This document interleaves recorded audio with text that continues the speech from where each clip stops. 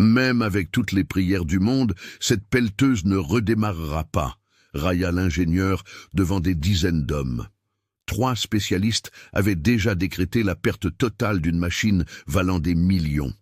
Alors, il fit la proposition la plus humiliante de sa vie. Joséphine respira profondément, monta dans la pelleteuse à l'arrêt, et le silence qui suivit plongea tout le monde dans la panique. Ce que cette mécanicienne fit ensuite changea tout. Mon ami, abonnez-vous à la chaîne pour ne pas manquer cette histoire et commentez ci-dessous de quelle ville de France vous regardez. Je veux savoir d'où vous me suivez. C'était en mars 2024 et le plus grand projet d'infrastructure que l'Occitanie ait jamais vu était complètement à l'arrêt. L'autoroute côtière d'Occitanie, un chantier de 450 millions d'euros, était devenu un cauchemar pour tous ceux qui y étaient impliqués.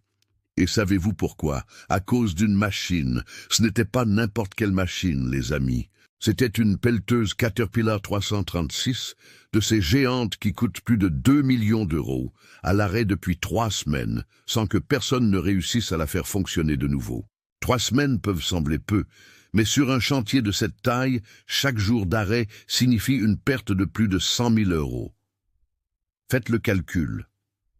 Et pire encore, 3 ingénieurs spécialisés de Caterpillar eux-mêmes, venus directement de Paris, avaient déjà examiné cette machine de fond en comble. Leur diagnostic, perte totale.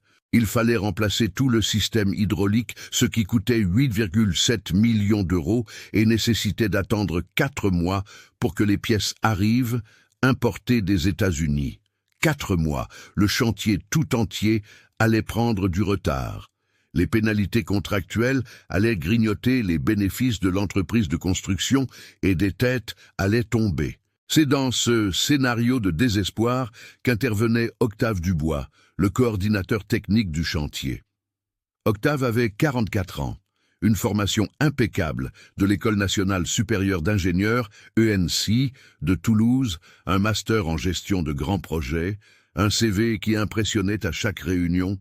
C'était le genre d'homme qui portait une chemise de ville même sous la chaleur du sud de la France, des lunettes de vue à monture chère, les cheveux toujours coiffés au gel. Tout chez lui criait « Je suis important, j'ai étudié, je sais des choses ». Mais savez-vous ce qui attirait le plus l'attention chez Octave? Son arrogance, cette certitude absolue que seuls ceux qui avaient un beau diplôme accroché au mur pouvaient réellement comprendre les sujets sérieux. Et il était dans une situation difficile, je vais être sincère avec vous. Le propriétaire des constructions atlantiques, M. Augustin Lambert, le pressait tous les jours.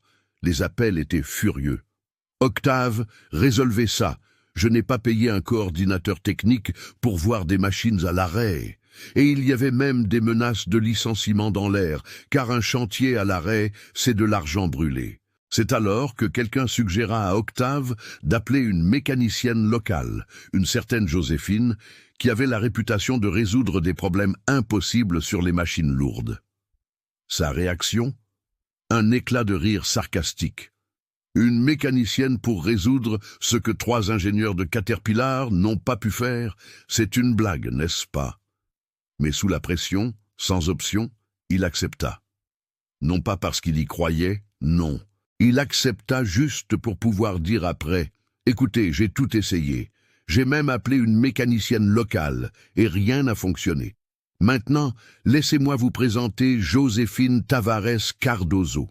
À 29 ans, c'était une femme qui attirait l'attention partout où elle passait, non pas par sa taille. Avec son 1,65, elle était même plutôt petite. Ce n'étaient ni ses cheveux roux tombant sur ses épaules, ni ses yeux verts intenses qui semblaient de voir à travers les choses. Ce qui faisait que Joséphine était remarquée, c'était cette combinaison violette qu'elle portait toujours. Un violet vibrant, couleur de prune mûre, qu'elle avait choisi comme marque de Cardozo Machines Lourdes, l'atelier qu'elle dirigeait depuis 5 ans. Et vous devez comprendre une chose à propos de Joséphine. Elle n'avait pas choisi cette profession par hasard. Depuis ses 15 ans, quand elle avait vu son père tenter de réparer le vieux tracteur de la ferme où il travaillait, sans succès, elle était fascinée par les machines. « Comment ce truc si grand fonctionne-t-il » pensait-elle. Elle commença à étudier seule, emprunter des manuels, passer des heures à regarder des vidéos sur Internet sur un ordinateur qui se chargeait à peine. Quand elle eut 18 ans, elle passa le concours de l'Institut supérieur de technologie, IST, de Nice, pour le cours de mécanique industrielle. Elle fut reçue première, mais la formation universitaire ne fut que le début. Le véritable apprentissage de Joséphine vint avec Valentin Mercier, un monsieur de 70 et quelques années qui était une légende vivante dans le sud de la France. Monsieur Valentin possédait le plus grand atelier spécialisé dans les équipements Caterpillar, entre Marseille et Toulouse. C'est là que tout le monde courait quand il y avait un problème sérieux. Et quand Joséphine, fraîchement diplômée, frappa à sa porte pour demander un emploi, le vieux mécanicien vit en elle quelque chose de spécial. « Cette jeune fille a un don », dit-il aux autres employés. « Elle ne comprend pas seulement la mécanique, elle ressent la machine. » Pendant 5 ans, Joséphine travailla aux côtés de Monsieur Valentin. Elle apprit chaque secret, chaque astuce, chaque particularité des machines lourdes qu'aucun manuel n'enseigne. Le vieux mécanicien la traitait comme sa fille, et elle absorbait le savoir comme une éponge sèche. Quand Monsieur Valentin décéda il y a 3 ans, beaucoup de gens furent surpris par son testament. Il laissa tout l'atelier à Joséphine. « Elle est la seule à pouvoir continuer mon travail correctement », disait le document. « Elle comprend qu'une machine a une âme. » Mais ouvrir son propre atelier, en étant une femme, jeune, dans un domaine dominé par les hommes, ne fut pas facile, mes amis. Joséphine fit face à la méfiance tous les jours. Les clients arrivaient, la voyaient et demandaient « Où est le patron ?» Quand elle répondait que c'était elle la patronne, beaucoup s'en allaient. « Une femme ne comprend rien aux machines lourdes », disait-il. Mais ceux qui restaient, ceux qui donnaient une chance, devenaient des clients fidèles. Parce que Joséphine non seulement réparait, elle résolvait ce que les autres appelaient l'impossible. Et c'est exactement pourquoi, ce matin ensoleillé de mars, elle accélérait sa Honda CG rouge sur l'autoroute en direction du chantier. L'appel était arrivé la veille, tard dans la nuit. Une voix polie, mais désespérée. « Madame Joséphine, on m'a dit que vous étiez spécialiste Caterpillar. Nous avons un problème sérieux ici. » Elle avait écouté les détails, demandé des photos de la machine par WhatsApp et avait déjà une idée de ce que cela pouvait être, mais elle avait besoin de voir en personne. Quand elle arriva sur le chantier à 8h15 du matin, le soleil était déjà chaud, typique du sud de la France. 47 hommes y travaillaient, entre opérateurs, manœuvres, soudeurs. L'arrivée de la moto rouge attira l'attention, et quand Joséphine retira son casque, révélant ses cheveux roux et sa combinaison violette, un silence curieux envahit les lieux. Octave Dubois discutait avec 2 ingénieurs près du conteneur qui servait de bureau. Quand il vit Joséphine, il s'interrompit au milieu de sa phrase. Pendant quelques secondes, il ne fit que la regarder, assimilant. Puis vint son rire bruyant et moqueur qui résonna sur tout le chantier. « Mes amis, cria-t-il, attirant l'attention de tous les travailleurs, retenez vos rires.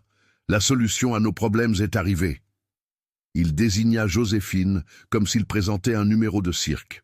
Une mécanicienne de machines lourdes. L'accent mis sur le mot mécanicienne laissait transparaître tout le mépris qu'il ressentait. Joséphine respira profondément. Elle avait déjà vécu cette scène des dizaines de fois. Elle descendit calmement de sa moto, sortit sa caisse à outils du coffre et commença à marcher vers Octave. Chacun de ses pas était ferme, décidé. Elle mesurait 1,65, lui 1,80. Mais à ce moment-là, qui semblait le plus grand? « Bonjour » salua-t-elle d'une voix tranquille et professionnelle. « Joséphine Cardoso de Cardoso Machines Lourdes. Je suis venu voir la Caterpillar 336 qui a un problème. » La réponse d'Octave fut empreinte de sarcasme. « Oh, c'est mignon, ma chère. Vous êtes sûre d'être au bon endroit? L'atelier de voitures particulières est en ville, pas ici avec de vrais équipements. » Quelques hommes rirent, d'autres détournèrent le regard, visiblement mal à l'aise. Joséphine garda son calme. Je travaille exclusivement avec des machines lourdes depuis 8 ans, monsieur. Caterpillar, Komatsu, Volvo, John Deere. Si vous pouviez me montrer la machine et les rapports techniques des analyses précédentes, je vous en serais reconnaissante. 8 ans. Ces deux mots furent comme de l'huile sur le feu de l'arrogance d'Octave. 8 ans, répéta-t-il, la voix montant d'un ton. J'ai plus d'années de formation universitaire que vous n'avez d'expérience professionnelle. Il commença à tourner autour de Joséphine comme un prédateur autour de sa proie. Les ingénieurs de Caterpillar sont passés par ici, des ingénieurs, vous comprenez? Avec des décennies d'expérience, venus directement de Paris. Ils ont examiné cette machine pendant des jours et ont posé le diagnostic. Perte totale. Il faut remplacer tout le système hydraulique. Il s'arrêta devant elle, la regardant de haut. Et maintenant, on me dit qu'une jeune fille en combinaison violette, qui a probablement appris la mécanique en réparant son mixeur, va résoudre ce que des spécialistes internationaux n'ont pas réussi. Sa voix dégoulinait de mépris. Cette machine ne redémarrera pas même avec toutes les prières du monde, comme on dit par ici. Le silence sur le chantier était pesant. Les 47 hommes étaient immobiles, observants. Joséphine sentait le poids de tous ces regards. Elle connaissait ce moment. C'était le moment où elle pouvait tourner les talons, partir, éviter l'humiliation, où elle pouvait rester et prouver une fois de plus qu'ils avaient tort. « Puis-je voir la machine ?» demanda-t-elle, sa voix toujours calme, toujours professionnelle. Octave sourit. Ce sourire de celui qui s'apprête à faire un coup de génie. « Bien sûr, vous pouvez la voir, mais faisons mieux que ça. Faisons un pari. » Il éleva la voix pour que tout le monde entende. « Si vous parvenez à faire fonctionner cette pelleteuse, je vous paie personnellement 50 000 € de ma poche. 50 000. Mais quand vous échouerez, et vous échouerez, vous admettez ici, devant tous ces hommes, qu'une femme n'a ni la structure physique, ni la capacité technique pour ce genre de travail. Acceptez-vous? Pouvez-vous imaginer ce que Joséphine a ressenti à ce moment-là? Le poids de ces mots, ce n'était pas seulement d'elle qu'il s'agissait. C'était de toutes les femmes qui avaient été sous-estimées, de toutes les femmes qui avaient entendu « ce n'est pas un travail pour vous ». C'était de la mémoire de M. Valentin, qui avait cru en elle quand personne d'autre n'y croyait. « J'accepte, » répondit-elle, « mais à une condition. Vous signez un document officialisant ce pari. » Octave rit encore plus fort. « Vous pouvez appeler un notaire, ma jolie. Vous pouvez faire authentifier votre signature. Cet argent restera dans ma poche. » Il demanda à l'un de ses assistants d'aller chercher du papier et un stylo, écrivit les termes du pari sur le champ et signa d'une rature théâtrale. « Voilà, maintenant montrez-moi ce miracle que vous allez accomplir. » Et Joséphine, portant sa caisse à outils, se dirigea vers la pelleteuse Caterpillar 336, immobile, une machine géante, jaune, imposante, 40 tonnes d'acier qui représentait le plus grand défi de sa vie. Et tous les regards du chantier étaient fixés sur elle, attendant de voir si la mécanicienne en combinaison violette allait prouver qu'elle avait raison, ou si elle allait devenir une histoire d'échec de plus. Pendant qu'elle s'approchait de la pelleteuse Caterpillar 336, Octave rassembla encore plus de monde. Il fit appeler les opérateurs qui étaient sur d'autres fronts de travail, les ingénieurs qui étaient au bureau, même le personnel de la cuisine du réfectoire. « Venez voir le spectacle !» criait-il, excité comme un enfant au cirque. « La sauveuse est arrivée. L'experte en machines lourdes va nous montrer comment faire. » Joséphine s'arrêta devant la pelleteuse et demanda « J'ai besoin de voir les rapports techniques des analyses précédentes. Tous. » Sa voix était ferme, professionnelle, mais à l'intérieur, mes amis, elle ressentait cette angoisse que vous connaissez, cette sensation d'être seule contre le monde entier. Octave tint à apporter personnellement une épaisse chemise remplie de documents, mais au lieu de simplement la remettre, il en fit une occasion de plus d'humiliation. « Regardez tout le monde !» annonça-t-il à voix haute. « Elle veut lire les rapports. Quelle dévotion !» Il ouvrit théâtralement la chemise. « Voici les analyses de 3 ingénieurs spécialisés. Le premier, Richard Lefebvre, a 28 ans d'expérience chez Caterpillar, diplômé de l'école polytechnique, l'IX, a travaillé 5 ans au siège américain. Il a passé 6 heures à examiner cette machine. Il tira un autre document. Voici le deuxième rapport. Ingénieur Marc Beaumont, certification internationale, consultant technique de Caterpillar, Amérique du Sud. Il a passé 2 jours entiers à faire des tests. 2 jours. Octave regarda Joséphine avec un sourire narquois. Et le troisième, celui-ci, est du superviseur régional de Caterpillar lui-même, un homme qui a vu plus de 1000 machines dans sa vie. Tous sont arrivés à la même conclusion. Perte totale du système hydraulique. Il tendit la chemise à Joséphine d'un geste exagéré. « Mais je suis sûr que vous, avec vos 8 ans d'expérience, à réparer quoi déjà? De vieux tracteurs? Vous trouverez ce que ces spécialistes n'ont pas vu. Vous pouvez commencer votre magie. » Les rires résonnèrent sur le chantier. Joséphine prit la chemise, s'assit à l'ombre d'un conteneur et commença à lire. Et savez-vous ce qu'Octave fit? Il resta à ses côtés, donnant une conférence sur chaque page. Vous voyez cette partie ici. Analyse de la pression du système hydraulique. Vous comprenez ce qu'est un bar parce qu'il faut une formation en ingénierie pour interpréter correctement ces données. Plus de rire. Mais tandis que Joséphine lisait, quelque chose commença à se produire. Son expression changea, ses yeux verts se plissèrent, concentrés. Elle commença à prendre des notes dans un petit carnet qu'elle sortit de la poche de sa combinaison. Elle vérifiait une donnée, revenait 3 pages en arrière, comparait un autre chiffre. Ses lèvres bougeaient doucement, calculant. Charles Martin, l'opérateur le plus ancien de la pelleteuse, un homme de 56 ans à la peau tannée par le soleil et aux mains calleuses de 40 ans de travail, observait tout en silence. Il avait vu beaucoup de bonnes personnes être humiliées dans sa vie, et cela le touchait. « Docteur Dubois », tenta-t-il d'intervenir, « ne pourrions-nous pas laisser la jeune femme travailler en paix ?»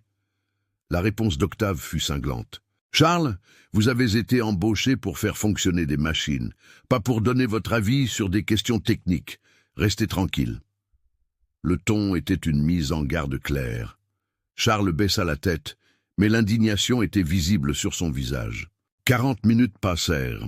Joséphine avait lu les 3 rapports, avait pris plusieurs notes et était maintenant là, debout, regardant la pelleteuse avec une intensité que même les plus moqueurs commençaient à trouver étrange. Il y avait quelque chose de différent dans ce regard. Il y avait de la connaissance. « J'ai fini de lire », annonça-t-elle en se levant. « Puis-je monter sur la machine maintenant ?» Octave ouvrit les bras théâtralement. « Mais bien sûr, la scène est à vous, ma jolie.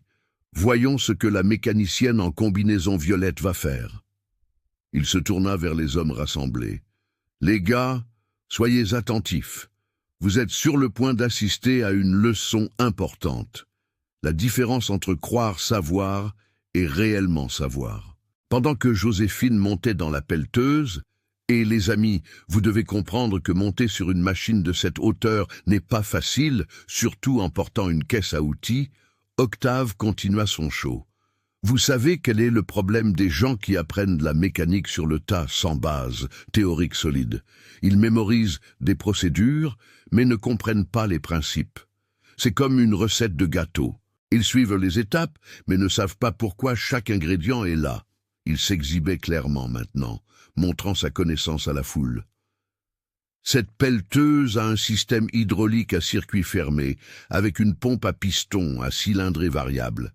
La pression nominale est de 350 bars, avec une soupape de décharge calibrée à 380 bars.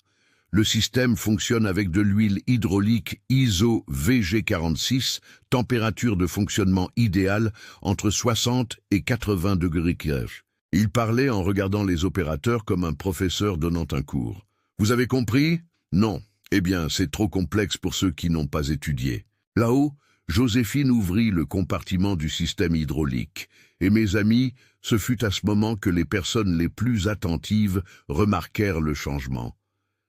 Ces mouvements devinrent chirurgicaux, précis. Elle ne tâtonnait pas à l'aveuglette. Elle savait exactement où poser ses mains, quels composants vérifier, quels tests effectuer. Pression nominale de 350 bars dans le circuit principal, commença-t-elle à murmurer, mais sa voix devenait plus forte, plus ferme. Température opérationnelle de 80 degrés C, soupape de décharge calibrée à 380 bars. Elle récitait de mémoire, sans consulter aucun manuel. Les mêmes spécifications qu'Octave venait de dire en lisant un papier. Son sourire vacilla une seconde. Juste une seconde. N'importe qui peut mémoriser des chiffres d'un manuel, répliqua-t-il rapidement. Cela ne signifie pas comprendre le système. Mais Joséphine continua, connectant maintenant l'équipement de diagnostic qu'elle avait apporté. Système de distribution de débit proportionnel. Caterpillar série 300, annonça-t-elle en touchant un module spécifique. Pompe principale modèle 3A3 du 6 avec contrôle électronique intégré au module MCV300 de gestion des vannes. Elle parlait maintenant à voix haute, et chaque mot technique qui sortait de sa bouche était comme une gifle à l'arrogance d'Octave. « MCV300 » murmura l'un des ingénieurs assistants d'Octave. « Je ne savais même pas que cette machine avait ce module. » Charles Martin fit un pas en avant. « Si, bien sûr, c'est dans le manuel technique complet, dans la section des systèmes auxiliaires, page 417. » Il regarda Octave. « J'ai lu le manuel entier quand j'ai commencé à opérer cette machine il y a 3 ans. Vous l'avez lu, docteur ?» Le silence gênant qui s'ensuivit répondit à la question. Octave ne l'avait pas lu. Les ingénieurs de Caterpillar n'avaient probablement pas lu cette section spécifique non plus. Ils avaient effectué des analyses standardisées, suivi des protocoles établis, mais Joséphine connaissait cette machine d'une manière qui allait au-delà des protocoles. Et ce fut alors qu'elle prononça la phrase qui changea tout. Le problème n'est pas dans la pompe principale, comme tout le monde l'a diagnostiqué. Sa voix résonna sur le chantier, claire, autoritaire. Il est dans le module de contrôle électronique du système de distribution de pression. Les capteurs de température envoient des données incorrectes à l'ECU, ce qui fait que le système entre en mode de protection et bloque tout le circuit hydraulique. Elle désigna un petit module, pas plus grand qu'une boîte à chaussures, caché parmi d'autres composants. Ce module MCV300 a une calibration compromise. Il ne faut pas remplacer le système entier. Il faut une recalibration et le remplacement de 3 capteurs PT100 qui coûtent au maximum 500 € chacun. Les amis, le silence qui tomba sur ce chantier fut assourdissant. 25 500 € en capteur contre 8,7 millions d'euros pour un système complet. 3 heures de travail contre 4 mois d'attente. Octave était visiblement ébranlé, mais l'arrogance le retenait encore. « C'est impossible, dit-il, mais sa voix n'avait plus la même fermeté. Les ingénieurs de Caterpillar l'auraient identifié. Vous inventez des termes techniques pour impressionner ces hommes simples ici ?» Il désigna les ouvriers. « Vous voyez, elle bluffe, elle lance des mots compliqués pour faire semblant de savoir, mais... » Charles Martin, cet homme à la peau tannée et aux mains calleuses, en avait assez entendu. « Docteur Dubois, avec tout le respect que je vous dois, dit-il, la voix tremblante d'une émotion contenue. En 40 ans de travail avec des machines, j'ai appris une chose. Celui qui connaît vraiment parle avec assurance. Et cette jeune femme ici parle avec plus d'assurance que n'importe quel ingénieur que j'ai vu passer par ici. » Il se tourna vers Joséphine. « Madame, nous avons le kit d'outils de la machine. De quoi avez-vous besoin ?» Des larmes montèrent presque aux yeux de Joséphine. Finalement, après toute cette humiliation, quelqu'un était de son côté. « Merci, monsieur Charles, mais j'ai apporté mon propre équipement. J'aurai besoin d'électricité 220 V et d'un espace pour travailler sans interruption. » Ce fut alors qu'elle descendit de la pelleteuse en portant une mallette qui fit que plusieurs hommes se regardèrent avec admiration. C'était un kit de diagnostic Fluke, de ceux de professionnels qui coûtent plus de 40 000 €. Ce n'était pas l'équipement d'un amateur, c'était l'outil d'un véritable spécialiste. Octave tenta une dernière manœuvre de discrédit. Un bel équipement ne fait pas de miracle. Même si vous travaillez sur cette machine, elle ne supportera pas une charge de travail réelle. Elle tombera en panne à la première opération, et alors la perte sera encore plus grande. Êtes-vous sûr de vouloir prendre cette responsabilité ? Joséphine le regarda avec ses yeux verts intenses. Il y avait des années de lutte, des années à être sous-estimé, des années à prouver sa valeur tous les jours. « Monsieur Dubois, dit-elle avec un calme impressionnant, vous avez fait un pari avec moi. 50 000 € si je fais fonctionner cette machine. Vous avez signé le document. Maintenant, s'il vous plaît, laissez-moi travailler. » Et elle lui tourna le dos, à eux tous, et commença à travailler. Elle connecta des équipements, ouvrit son ordinateur portable, commença à taper des codes et des commandes.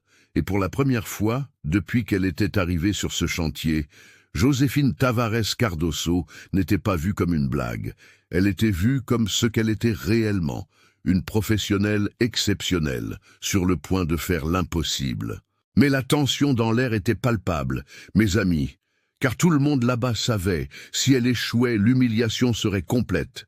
Mais si elle réussissait, si elle parvenait vraiment à faire redémarrer cette pelleteuse, tout changerait. Joséphine travailla en silence absolu pendant la première heure. Elle connecta son ordinateur portable au module de contrôle de la pelleteuse, ouvrit un logiciel que la plupart des hommes présents n'avaient jamais vu de leur vie. Un programme de diagnostic sous licence directe de Caterpillar, Amérique du Sud, qui coûtait à lui seul plus de 15 000 € par an d'abonnement. Ce n'était pas l'outil d'un atelier du coin de la rue, c'était l'équipement de quelqu'un qui prenait sa profession au sérieux. Ses doigts volaient sur le clavier, tapant des commandes, ouvrant des fenêtres de données, vérifiant des paramètres. Sur l'écran, des graphiques et des chiffres dansaient, montrant l'état interne de cette machine géante. Et tandis qu'elle travaillait, de petits détails de son histoire commencèrent à émerger à travers des commentaires occasionnels qu'elle se faisait à elle-même. Monsieur Valentin disait toujours « Joséphine, une machine ne ment pas. Si vous savez poser les bonnes questions, elle vous dira exactement ce qui ne va pas. » Elle murmurait en analysant les données de température. Et les amis, ce nom, Valentin Mercier, fit que certains des opérateurs les plus âgés échangèrent des regards de reconnaissance. « Attendez !» dit un soudeur nommé Antoine à voix basse à son collègue à côté. « Valentin Mercier, le légendaire Valentin de Montpellier ?» L'autre confirma d'un hochement de tête, tout aussi impressionné, car dans le monde des machines lourdes du sud de la France, M. Valentin était presque une légende, l'homme qui résolvait l'impossible, le mécanicien que les fabricants d'équipements consultaient lorsqu'ils avaient des problèmes que leurs propres ingénieurs ne savaient pas résoudre. Octave, entendant la conversation, tenta de minimiser. Valentin Mercier était un bon mécanicien d'atelier, rien de plus. Il n'avait pas de formation universitaire, il travaillait à l'improviste. Mais Charles Martin, qui en avait assez de l'arrogance de l'ingénieur, répliqua « Docteur Dubois, avec tout le respect que je vous dois, Monsieur Valentin a sauvé 3 pelleteuses de cette même entreprise de construction pour laquelle vous travaillez. C'était il y a 7 ans. J'étais là. Les ingénieurs avaient donné une perte totale, et il a réparé les 3 en une semaine, sans improvisation, avec une connaissance pure. » Et ce fut là que Joséphine révéla quelque chose qui fit taire tout le chantier. Monsieur Valentin a été mon mentor pendant 5 ans.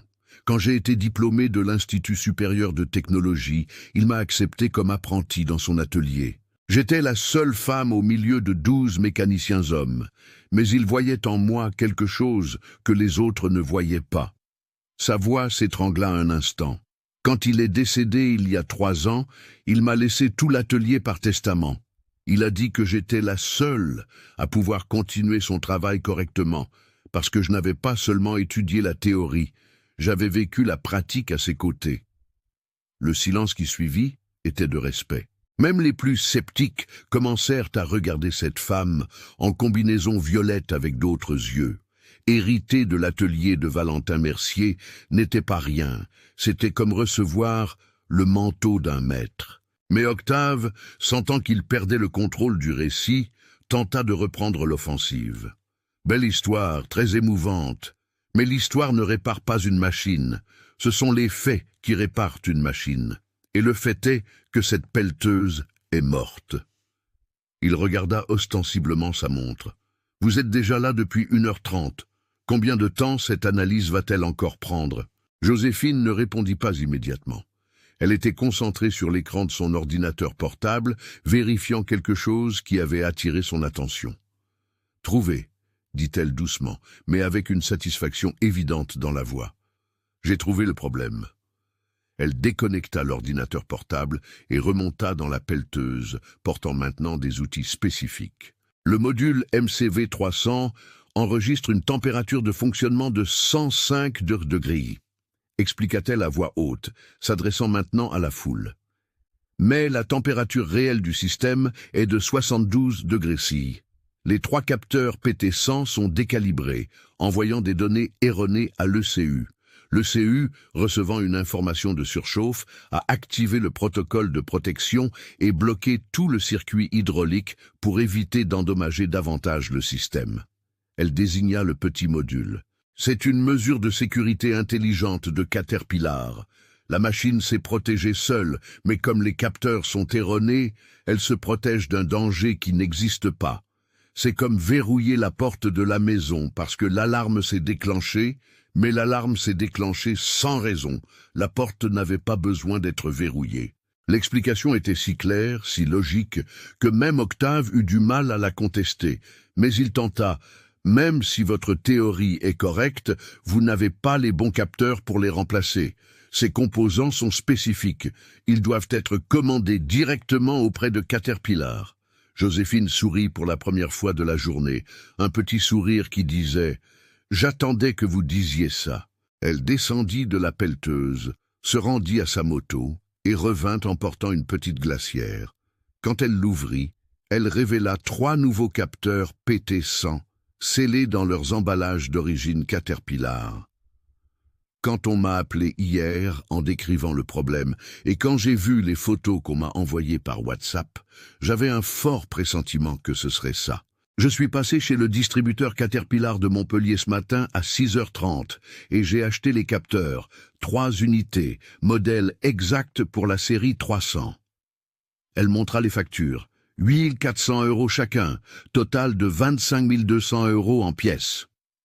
25 200 € contre les 8,7 millions d'euros que les ingénieurs avaient estimés.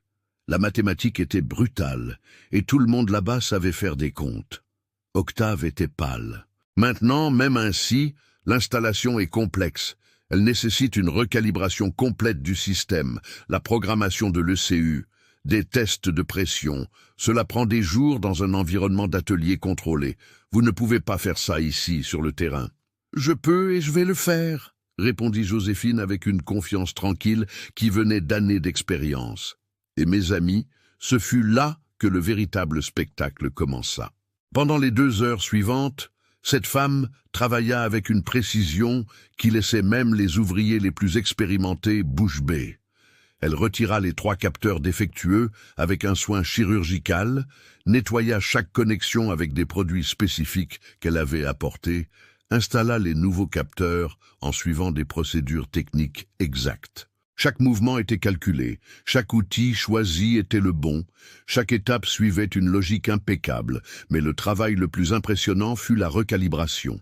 Elle reconnecta son ordinateur portable, ouvrit le logiciel de programmation de l'ECU et commença à taper des commandes qui ressemblaient à du code de Matrix pour ceux qui ne comprenaient pas, réinitialisant les paramètres d'usine du module MCV300. Elle narrait pendant qu'elle travaillait. Température ambiante actuelle 31 degrés, pression atmosphérique 1012 millibip, humidité relative 68%. Tous ces facteurs affectent la calibration des capteurs. L'un des ingénieurs assistants d'Octave, un jeune homme d'une 30aine d'années nommé Philippe, s'approcha curieux. « Vous tenez compte des conditions environnementales locales dans la calibration ? Les manuels standards ne le demandent pas. » Joséphine le regarda et expliqua « Les manuels standards sont faits pour des conditions idéales d'atelier, température contrôlée de 22 °C, pression au niveau de la mer, faible humidité. Mais ici, nous sommes à 3 mètres du niveau de la mer, avec une humidité élevée en raison de la proximité de l'océan et une température tropicale. Si je calibre en suivant le manuel standard, dans 2 semaines, les capteurs seront à nouveau décalibrés par l'environnement. » Philippe fut impressionné. Ça a du sens, beaucoup de sens. Pourquoi les manuels n'en parlent-ils pas? Joséphine répondit en continuant à travailler. Parce que les manuels sont écrits pour fonctionner partout dans le monde.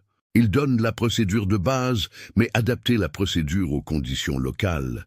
Cela vient de l'expérience, pas des livres. Monsieur Valentin me l'a appris. Le manuel vous donne le chemin, mais le terrain, vous devez le connaître vous-même. Octave observait tout en silence maintenant. L'arrogance s'était évaporée de son visage, remplacée par une expression d'appréhension croissante. Il commençait à réaliser qu'il avait parié 50 000 € contre une vraie professionnelle et qu'il allait probablement perdre ce pari. Une autre demi-heure passa. Joséphine finalisa la programmation de l'ECU, déconnecta l'ordinateur portable, rangea ses outils. « Système recalibré », annonça-t-elle. « Maintenant, le test. » Elle monta sur le siège de l'opérateur de la pelleteuse, ajusta les rétroviseurs, vérifia les commandes. Sa main plana au-dessus de la clé de contact. « Avant de démarrer, dit-elle en regardant la foule qui s'était agglutinée autour de la machine, je tiens à préciser que s'il y a un problème différent de celui que j'ai diagnostiqué, la machine affichera un code d'erreur spécifique sur le tableau de bord. Je vous lirai ce code, je vous expliquerai ce qu'il signifie et nous évaluerons ensemble si c'est quelque chose qui peut être résolu ou non. Transparence totale, d'accord ? Elle regarda spécifiquement Octave. Pas de bluff, pas de tergiversation, soit ça marche, soit ça ne marche pas. Octave hocha la tête, incapable de parler. Charles Martin avait les larmes aux yeux, même sans savoir encore si cela allait fonctionner ou non. 47 hommes retinrent leur souffle et Joséphine tourna la clé. Le moteur de la Caterpillar 336 toussa une fois, 2 fois, et au 3e tour, il rugit avec une puissance qui fit vibrer le sol. Ce son caractéristique de moteur diesel de machines lourdes, qui était resté silencieux pendant 3 semaines, résonna de nouveau sur le chantier. Mais ce n'était pas seulement le moteur, le système hydraulique répondit. Les lumières du tableau de bord s'allumèrent toutes en vert. Aucun code d'erreur, aucune alarme. La machine était parfaitement fonctionnelle. Joséphine testa chaque fonction, fit pivoter la tourelle à 360 degrés. En douceur, sans à-coups, leva la flèche jusqu'à la hauteur maximale, le système hydraulique répondant avec une précision millimétrique, étendit le bras complètement, flux d'huile parfait, ouvrit et ferma le godet plusieurs fois, pression idéale à chaque mouvement. Puis, pour prouver définitivement, elle utilisa la pelleteuse pendant 5 minutes complètes, effectuant chaque mouvement possible, testant chaque limite. La machine répondit comme si elle était sortie d'usine la veille. Mieux même, car elle était maintenant calibrée spécifiquement pour les conditions de travail locales. Lorsque Joséphine éteignit enfin le moteur et descendit de la pelleteuse, ce qui se passa fut quelque chose qu'elle n'oublierait jamais de sa vie. Les 47 ouvriers éclatèrent en applaudissements. Ce n'étaient pas des applaudissements polis, non, les amis. C'était une ovation debout, c'était des cris de célébration, c'étaient des hommes costauds, barbus, qui tapaient des mains jusqu'à ce qu'elles fassent mal. Charles Martin fut le premier à s'approcher d'elle. Le vieil opérateur avait des larmes coulant sur son visage, tanné par le soleil. « Madame Joséphine, dit-il d'une voix étranglée, en 40 ans de travail avec des machines, je n'ai jamais rien vu de pareil. Vous êtes une artiste, une vraie artiste. » Et il lui serra la main avec tant de respect, tant de gratitude, que Joséphine sentit aussi les larmes monter, car il ne s'agissait pas seulement de réparer une machine, il s'agissait de dignité. Il s'agissait de prouver que la compétence n'a pas de genre, pas d'âge, ne se mesure pas par un diplôme accroché au mur, elle se mesure par le résultat du travail. Et Octave Dubois, il était appuyé contre le conteneur, livide, les jambes tremblantes, incapable de comprendre ce qu'il venait de voir. La petite poupée qu'il avait ridiculisée venait de faire en 3 heures ce que des spécialistes internationaux avaient dit être impossible. Et les 50 000 € du pari, c'était le cadet de ses soucis. Maintenant, mes chers amis, savez-vous quel est le son de l'orgueil détruit ? C'est le silence, ce silence lourd et embarrassant qui tomba sur Octave Dubois, tandis que tous les ouvriers célébraient autour de Joséphine. Il était là, appuyé contre le conteneur, essayant de comprendre l'impossible. 3 ingénieurs spécialisés avaient échoué. Lui, avec tout son master et son arrogance, était absolument certain que la machine était perdue. Et une femme de 29 ans, portant une combinaison violette, avait tout résolu en 3 heures. Ce n'était pas seulement son pari de 50 000 € qui était perdu, c'était toute sa crédibilité. Philippe, l'ingénieur assistant qui avait discuté avec Joséphine pendant le travail, s'approcha d'elle avec un respect sincère. « Madame Joséphine, je dois m'excuser. Quand vous êtes arrivée, j'ai ri avec les autres. Je vous ai jugé sur votre apparence, votre âge, parce que vous étiez une femme, et j'avais complètement tort. » Il lui tendit la main. Ce fut une leçon d'humilité que je n'oublierai jamais. Joséphine lui serra la main. « J'accepte vos excuses et je vous remercie d'avoir eu le courage d'admettre votre erreur. Cela en dit long sur votre caractère. » Elle regarda autour d'elle, vers tous les hommes rassemblés. « Je ne fais pas cela pour prouver que je suis meilleur que quiconque. Je le fais parce que j'aime les machines, parce que j'ai appris avec le meilleur maître que l'on puisse avoir, et parce que je crois que la compétence n'a rien à voir avec ce qui se trouve entre nos jambes, mais avec ce qui se trouve entre nos oreilles. » Charles Martin, toujours ému, demanda la permission de parler. « Puis-je raconter quelque chose aux gars ?» demanda-t-il à Joséphine, qui hocha la tête, curieuse. « Il y a 2 ans, la pelleteuse que j'opérais sur le chantier de la RN7 est tombée en panne. Tout le système électrique était hors service. On l'a emmenée dans 3 ateliers différents. Personne n'a réussi à la réparer. Jusqu'à ce que le chef de chantier connaisse M. Valentin et emmène la machine à Montpellier. Quand nous sommes arrivés là-bas, qui nous a accueillis? Cette jeune femme ici, Joséphine. » Il la désigna avec fierté. Je m'en souviens encore aujourd'hui. Elle avait 27 ans et j'ai pensé, voilà encore une qui ne va rien résoudre. Mais elle a passé toute la journée sur cette machine, a refait toute l'installation électrique, a trouvé un court-circuit qui était caché à l'intérieur du faisceau de câble principal. Quand elle a terminé, la machine fonctionnait mieux que quand elle était neuve. Et savez-vous combien elle a facturé? La moitié du prix des autres ateliers. Quand j'ai demandé pourquoi, elle a dit « Monsieur Charles, je facture mon savoir-faire, pas le malheur des autres. » Les larmes revinrent aux yeux du vieil opérateur. Je n'ai jamais oublié cette phrase. La révélation créa un murmure parmi les hommes. Plusieurs d'entre eux commencèrent à poser des questions sur son atelier où il se trouvait si elle intervenait dans d'autres régions. Joséphine répondit avec patience, expliquant que Cardozo Machines Lourdes était situé à Montpellier, travaillait avec toutes sortes d'équipements lourds, et, oui, répondait aux appels dans d'autres villes si nécessaire. Ce fut à ce moment qu'un pick-up noir entra sur le chantier. C'était un Amarok haut de gamme et en descendit un homme d'une 60aine d'années, aux cheveux gris, chemise de ville bleue, aux manches retroussées et une expression sérieuse sur le visage. Augustin Lambert, le propriétaire des constructions Atlantiques, était arrivé.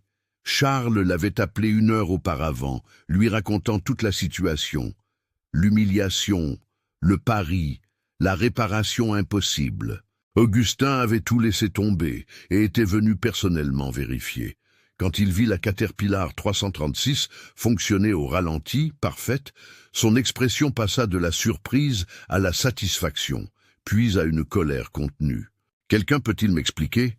dit-il d'une voix contrôlée mais dangereuse. « Pourquoi ma pelleteuse de 2 millions d'euros fonctionne parfaitement alors que 3 ingénieurs de Caterpillar m'ont dit que c'était une perte totale ?» Il regarda autour de lui. « Et pourquoi y a-t-il 47 hommes debout ici au lieu de travailler ?» Octave fit un pas en avant, essayant de reprendre le contrôle du récit. « Monsieur Lambert, j'ai fait appel à une mécanicienne locale pour une dernière tentative et par chance, elle a réussi à effectuer une réparation temporaire. Mais nous devons surveiller si la machine supportera une opération réelle avant de... » Mais Charles l'interrompit. « Docteur Dubois, avec tout le respect, mais vous mentez. » La voix du vieil opérateur tremblait, mais elle était ferme. « Puis-je raconter au patron ce qui s'est réellement passé ?» Augustin acquiesça et Charles raconta tout. L'arrivée de Joséphine, les moqueries publiques, le pari humiliant, les insultes et finalement la réparation parfaite qu'elle avait effectuée. Pendant que Charles parlait, le visage d'Augustin devenait de plus en plus rouge. Quand l'opérateur eut fini de raconter, le silence fut absolu. Augustin respira profondément 3 fois avant de parler, contrôlant clairement sa colère. « Octave, dit-il d'une voix dangereusement basse, vous avez transformé une professionnelle compétente en spectacle de cirque? Vous avez fait un pari de 50 000 €, exposant cette entreprise à une contrainte juridique? Vous avez humilié publiquement quelqu'un qui est venu ici pour nous aider à résoudre notre problème. » Il fit un pas vers l'ingénieur. « Et le pire de tout, vous étiez prêt à jeter 8,7 millions d'euros et 4 mois de délai par pure arrogance, alors que la solution a coûté 25 000 € et 3 heures de travail. » Octave était blanc. « Monsieur Lambert, les ingénieurs de Caterpillar ont dit que... » Mais Augustin leva la main, lui ordonnant de se taire. « Les ingénieurs de Caterpillar ont commis une erreur. Cela arrive. Ils sont humains. Mais vous avez transformé cette erreur en une occasion d'humilier une femme par pur machisme et arrogance. Cela, je ne l'accepte pas dans mon entreprise. » Il se tourna vers Joséphine, qui avait tout écouté en silence. « Madame, vous êtes Joséphine Cardozo ?» Elle confirma. « J'ai connu Valentin Mercier il y a de nombreuses années. C'est lui qui a sauvé ma première pelleteuse quand je débutais dans le bâtiment et les travaux publics en 1998. Un homme en or. Quand il est décédé, j'ai appris qu'il avait tout laissé à une apprentie. Je n'aurais jamais imaginé vous trouver ainsi, dans cette situation embarrassante. » Augustin lui tendit la main. « Au nom des constructions atlantiques, je vous présente mes excuses formelles pour le traitement que vous avez reçu ici. Cela ne représente pas les valeurs de mon entreprise. » Il regarda Octave avec mépris. « Vous êtes suspendu pour une durée indéterminée. Retournez au bureau.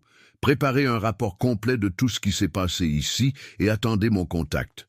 Nous réévaluons votre maintien dans l'entreprise. » Octave quitta le chantier tête basse, humilié de la même manière qu'il avait humilié Joséphine. Et savez-vous quoi? Il n'y eut pas un homme là-bas qui eut pitié de lui, car on ne plaisante pas avec la dignité. Le respect ne se négocie pas. Augustin reporta son attention sur Joséphine. « Madame Cardozo, en plus des 50 000 € que ce monsieur a perdus au pari et qu'il paiera d'ici la fin de la semaine, j'aimerais vous faire une proposition.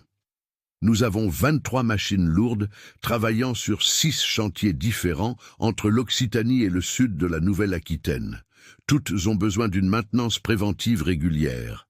Et je ne fais plus confiance aux consultants externes après ce qui s'est passé ici. » Il fit une pause. « Je voudrais vous offrir un contrat de conseil technique permanent. Vous seriez responsable de la supervision technique de tout notre parc de machines, un salaire mensuel de 35 000 €, plus des primes de disponibilité et de déplacement. Acceptez-vous, Joséphine ?» Gardant le même calme professionnel qu'elle avait démontré tout du long, elle répondit « Monsieur Lambert, j'apprécie beaucoup la proposition, mais j'ai besoin de 48 heures pour l'analyser formellement. Vérifier si je peux répondre à la demande sans compromettre mes clients actuels et préparer une contre-proposition adéquate, si nécessaire. Puis-je vous donner une réponse lundi ?» Augustin sourit pour la première fois. « Oui, bien sûr. Et cela montre exactement le professionnalisme que je recherche. Nous nous parlerons lundi. » Il lui serra la main à nouveau avec un respect sincère. « Monsieur Valentin avait raison à votre sujet. Il m'a dit un jour... Augustin, cette jeune femme sera meilleure que moi, et je trouvais ça impossible que quelqu'un soit meilleur que lui. 5 mois après ce jour de mars, sur le chantier de l'autoroute côtière, la vie de Joséphine Tavares Cardozo avait complètement changé, mes chers amis. Cardozo Machines Lourdes occupait désormais un entrepôt moderne de 1200 m² dans la zone industrielle de Montpellier, 3 fois plus grand que l'ancien atelier. La combinaison violette de Joséphine était devenue un symbole reconnu sur les chantiers de 3 départements. Quand quelqu'un voyait cette couleur caractéristique arriver, il savait que les problèmes impossibles étaient sur le point d'être résolus. Elle commandait maintenant une équipe de 8 employés spécialisés, dont 2 ingénieurs mécaniciens diplômés qui travaillaient sous sa supervision technique. Et savez-vous qui était l'une de ces personnes? Marianne Beaumont, une jeune femme de 23 ans, fraîchement diplômée, du même institut supérieur de technologie où Joséphine avait étudié. La jeune femme était arrivée timide, incertaine, pensant qu'elle ne trouverait jamais sa place dans un domaine si dominé par les hommes. Joséphine la formait de la même manière que M. Valentin l'avait fait avec elle des années auparavant, perpétuant cet héritage de savoir et de respect. « Marianne !» disait Joséphine en apprenant à la jeune femme à calibrer un système hydraulique. « Vous entendrez souvent « Ce n'est pas un travail pour une femme à l'avenir, mais savez-vous ce que vous faites? Laissez le travail parler pour vous. » La compétence n'a pas de genre. Une machine ne se soucie pas de savoir si celui qui la répare est un homme ou une femme. Une machine ne se soucie que de celui qui la comprend. Le contrat avec les Constructions Atlantiques avait été signé une semaine après ce jour historique. Joséphine avait négocié les termes avec fermeté, garantissant non seulement le salaire proposé, mais aussi une autonomie technique complète et des ressources adéquates pour monter son équipe. Les 23 machines de l'entreprise étaient désormais sous une maintenance préventive rigoureuse, et au cours des 5 mois depuis que Joséphine avait pris ses fonctions, il n'y avait eu aucune panne grave, aucune. L'économie pour l'entreprise dépassait les 2 millions d'euros en temps d'arrêt évité, mais Joséphine ne travaillait pas seulement avec les Constructions Atlantiques. L'histoire de ce jour sur le chantier s'était répandue comme une traînée de poudre dans le secteur du bâtiment, des travaux publics et de l'exploitation minière du sud de la France. D'autres entreprises commencèrent à la rechercher. Cardozo Machines Lourdes avait maintenant des contrats de maintenance préventive avec les 3 plus grandes entreprises de construction d'Occitanie et 2 du sud de la Nouvelle-Aquitaine. Et Octave Dubois? Sa transformation avait été des plus surprenantes. Après 2 mois de suspension et un programme obligatoire de remise à niveau professionnel sur l'éthique et le respect en milieu de travail, il avait été réintégré aux Constructions Atlantiques, mais pas dans la même position. Il travaillait désormais subordonné à la supervision technique de Joséphine pour toutes les questions liées aux machines. Au début, il lui fut difficile de ravaler son orgueil, mais quelque chose avait changé chez cet homme.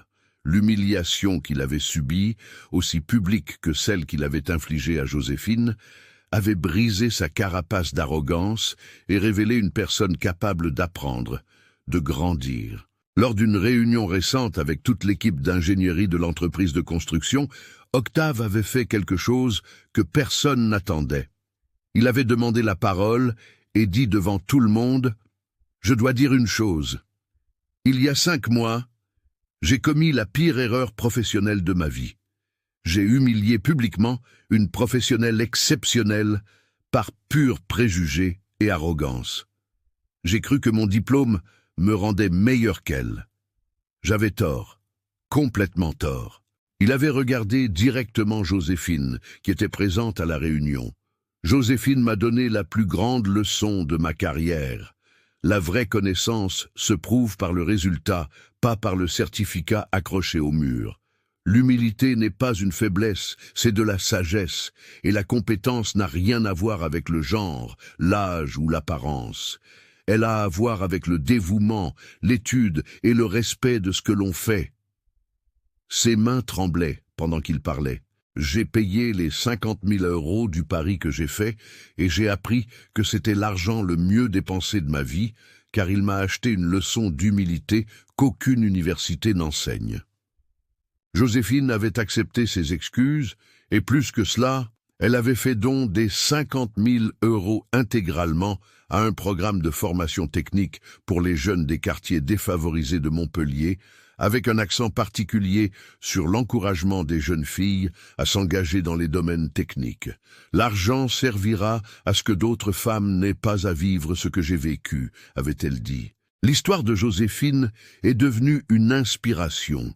Elle recevait des invitations hebdomadaires pour des conférences dans les instituts supérieurs et les universités de tout le sud de la France. Et chaque fois qu'elle le pouvait, Toujours en combinaison violette, elle racontait son parcours sans fioriture, sans victimisation, mais avec la vérité crue de celle qui a beaucoup lutté pour être là où elle était. « Les amis, disait-elle à des auditoires de jeunes étudiants aux yeux brillants, je ne suis pas là pour dire que ce fut facile, ça ne l'a pas été. J'ai pleuré de nombreuses fois. J'ai pensé abandonner autant de fois. Mais savez-vous ce qui m'a retenu ? La certitude que j'étais bonne dans ce que je faisais, et le souvenir de Monsieur Valentin disant « Joséphine, quand ils essaieront de te rabaisser parce que tu es une femme, montre ton travail. Laisse la machine parler pour toi. » Dans le bureau de l'atelier, Joséphine gardait 3 photographies encadrées au mur. La première était celle de sa remise de diplôme à l'Institut supérieur de technologie, avec ses 22 ans et un sourire timide. La deuxième était de Monsieur Valentin, dans son ancien atelier, des outils à la main, ce sourire sage de celui qui connaissait les secrets des machines. Et la troisième, plus récente, avait été prise ce jour historique sur le chantier. Joséphine, entourée des 47 ouvriers, applaudissant avec la Caterpillar 336 en arrière-plan, fonctionnant parfaitement. Sous les 3 photos, une plaque de bronze avec la phrase que M. Valentin répétait toujours et qui était devenue la devise de Cardoso, « Machines lourdes ». Une machine ne se soucie pas des diplômes. Une machine se soucie de celui qui la comprend. Et chaque fois que Joséphine regardait ces photos, chaque fois qu'elle enfilait sa combinaison violette, chaque fois qu'elle voyait Marianne grandir en tant que professionnelle, elle savait. La lutte en avait valu la peine, car elle ne réparait pas seulement des machines, elle ouvrait la voie à d'autres femmes pour qu'elles puissent avancer sans avoir besoin de prouver leur valeur à chaque pas. Et cela, mes chers amis, valait bien plus que 50 000 €. Cela valait une vie entière de dignité, de respect et de réalisation.